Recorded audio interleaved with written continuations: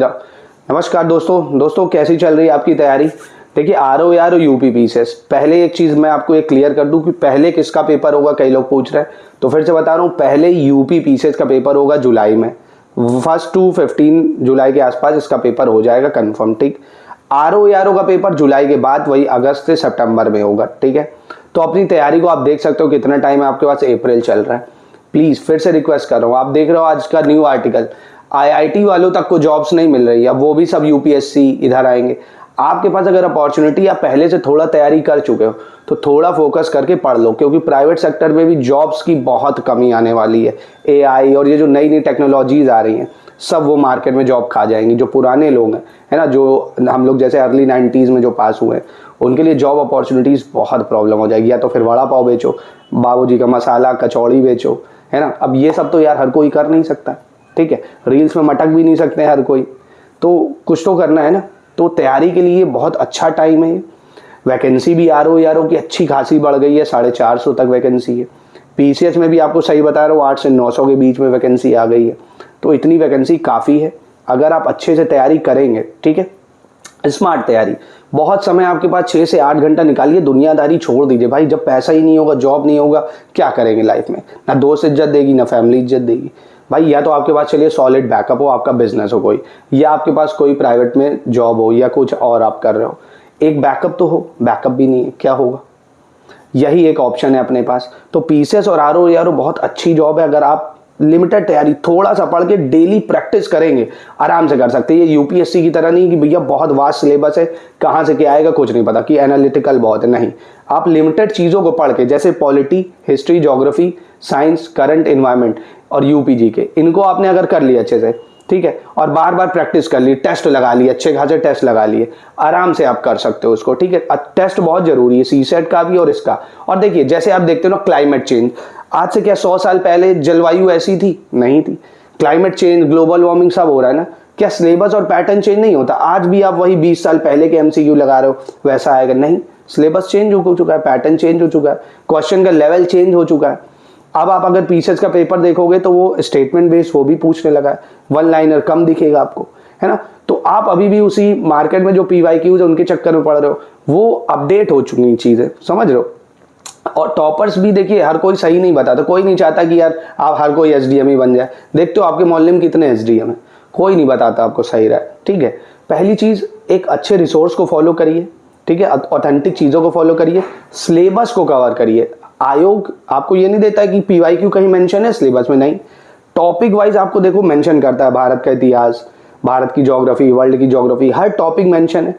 Mains का syllabus निकालिए, एक एक लाइन का सिलेबस आपको पता हो, उसके नोट्स हो आपके पास। ठीक है, 120 वर्ड का आंसर लिखना होता है, 200 वर्ड का आंसर लिखना होता है। आपको आंसर राइटिंग प्रैक्टिस करनी है। ये बीएमए वाला पेपर तो है नहीं कि मार छापे रहो, हाँ अपनी कहानियां लिख रहे, नहीं, आपको लिमिटेड वर्ड में लिखना है। ठीक है, और इन सब की तैयारी देखिए, आपको नोट्स की अगर टेंशन है, प्री मेंस यूपी के जो 2 पेपर होते हैं सबके नोट्स मिल जाएंगे, पूरे कंप्लीट नोट्स, एक चीज भी नहीं छूटेगी। ठीक है, पूरा ग्रुप मिल जाएगा सिलेक्शन तक की तैयारी के लिए, स्टडी फॉर सिविल सर्विसेज पे हमसे इवन फ्री में भी आप पूरी तैयारी कर सकते हैं, पर जो आपको बता रहे हैं वो करना पड़ेगा। पहले जो भी सब्जेक्ट उठा रहे हो, हिस्ट्री, ज्योग्राफी, पॉलिटी, जिसमें इंटरेस्ट है, मैं सजेस्ट करूंगा पहले हिस्ट्री पढ़िए और पॉलिटी पढ़ोगे तो करंट अफेयर्स में जो आर्टिकल न्यूज में रहते हैं, जैसे एंटी डिफेक्शन वगैरह न्यूज में रहता है, दल बदल न्यूज में, स्पीकर न्यूज में, राष्ट्रपति न्यूज में, तो आपको उसके आर्टिकल पता होंगे, फंडामेंटल राइट्स पता होंगे। और अगर पॉलिटी में भी बात करें मोटा मोटा, तो आर्टिकल 1 से 51 तक आपको लर्न करने हैं। उसके बाद सेलेक्टिव आर्टिकल लर्न करने होते हैं, वो मैं आपको बता दूंगा। ठीक है, आप हमारा ग्रुप ज्वाइन करोगे तो और पता चलेगा आपको, ऐसे भी मैं आपको बताऊंगा। प्रेसिडेंट है जैसे, ठीक है, और भी चीज़ें हैं वो मैं बताऊंगा, नेशनल कमीशन फॉर SC/ST, ये सब चीज़ें। हिस्ट्री में मैं पूरी लेक्चर सीरीज चला ही रहा हूँ, हिस्ट्री को अच्छे से फॉलो करिए, नोट्स बनाइए, फिर उसी के मैं टॉप MCQ लगवा दूंगा, फिर सेक्शन वाइज टेस्ट कराऊंगा, उसके बाद फुल लेंथ भी टेस्ट कराऊंगा। हिंदी आरओ यारो की मैं डेली विलोम करा रहा हूँ, ये खत्म होगा तो अपना हम लोग विशेषण करेंगे, सब कुछ तो हो रहा है। ठीक है, आपको किन सब्जेक्ट्स में डाउट है, जैसे मैंने तो चलो पॉलिटी, हिस्ट्री का, आपको जिन सब्जेक्ट्स में लगता है मुझे कुछ नहीं आता, मैं गोबर गणेश, तो सबसे पहले वो उठाओ, है ना, उसको अच्छे से कवर करो, 1 से 2 सब्जेक्ट जो भी लगे। पहले मस्त उठाया बुक, आराम से 1-2 बार उसको रीड करा, पहला चैप्टर पढ़ा, 2 से 3 बार रीड करा, चाय पी, मस्त आराम करा, फिर पढ़ा। कोशिश करिए कि जैसे आधे घंटे तक कंटिन्यू पढ़िए, 10 मिनट ब्रेक लीजिए, 5 मिनट ब्रेक का मतलब उसमें फ़ोन नहीं चलाना है, ठीक है। आराम से ब्रेक लीजिए, आंख बंद करिए, जो जो पढ़ा उसको रिकॉल थोड़ा बहुत तो होगा, फिर अपना उठाइए उसको पढ़ने लगिए, ठीक है।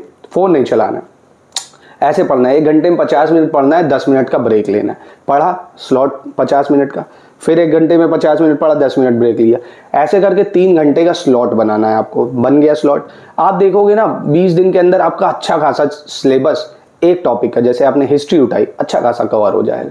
फिर जब दोबारा से तिबारा रीडिंग करो, बढ़िया उसके नोट्स बना लो, फिर उसी के टेस्ट लगा लो। ऐसे करके चीज़ें कंसाइज करोगे ना तो तैयारी हो पाएगी। और मेंस में सारा खेल लेखन का है।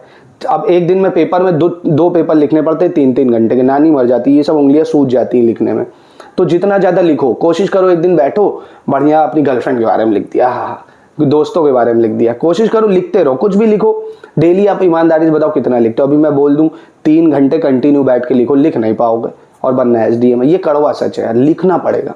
एक दिन बैठो, लेके टाइम लगाओ, टाइमर में 3 घंटे का टाइम लगाया मैंने, मैं लिखूंगा, कुछ भी लिखूंगा उसमें अभी कुछ नहीं, अभी आप लिखो। और हाँ, लिखने का मतलब ऐसा लिखो कि पढ़ने योग्य हो, दूसरे से कहो भैया इसको पढ़ो। तो अब ऐसा ना हो चील बिलौआ लिखा उसमें हड़प्पा की राइटिंग लिखी हो, ये नहीं।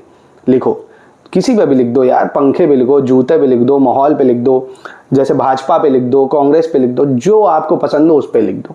निबंध का मतलब ही होता है निबंध, बिना बंधा हुआ, लिखते रहो उसको। अब लिखने का मतलब नहीं गालियां लिख दो, गाने लिख दो, ठीक है। मतलब पहले आप लिखने की कोशिश करो, कुछ भी लिखो। 3 घंटे के आप लिख पा रहे हो कि नहीं, ये देखो। यही RO में आपको 3 निबंध उसमें भी लिखने हैं 40-40 नंबर के। तो कहने का मतलब है अपनी तैयारी को प्लीज अच्छा करिए, सब कुछ छोड़िए यार, ये फोन वोन दुनियादारी, सिर्फ पढ़ाई पे फोकस कर लीजिए। 6-7 महीने ये लाइफ आपकी बदल देंगे। झूठी तैयारी में मत रहिए कि मैं 16 घंटे पढ़ता हूँ, मैं तो भैया तैयारी कर रहा हूँ, कुछ नहीं होता उससे। अच्छी तैयारी कर रहे हो तो प्लीज एक बार लाइफ में प्रिपरेशन कर लो कि हाँ एक बार आपकी अच्छी तैयारी करूंगा, होता है ठीक है, नहीं होता देखूंगा कुछ। मतलब मेहनत से आपको भी लगे हाँ मैंने ईमानदारी से तैयारी इस बार करी है, समझ रहे हो। इसको टॉपिक्स को कवर करिए प्लीज। और बाकी टेस्ट को, बाकी कोई सजेशन आप कमेंट में बता सकते हो। पूरी तैयारी के लिए आप मेरा ग्रुप भी ज्वाइन कर सकते हो, जिसमें हम लोग ग्रुप डिस्कशन आपका मिल जाएगा, सारे डाउट सॉल्व होंगे, पूरे नोट्स मिल जाएंगे, कोई एक्स्ट्रा बुक नहीं पढ़नी पड़ेगी और बहुत ही नॉमिनल चार्जेस आपसे लिए जाएंगे सिर्फ अपने रिसोर्सेज मैनेज करने के लिए। बाकी आपके कोई डाउट है, कोई क्वेरी है तो आप मुझसे पूछ सकते हो।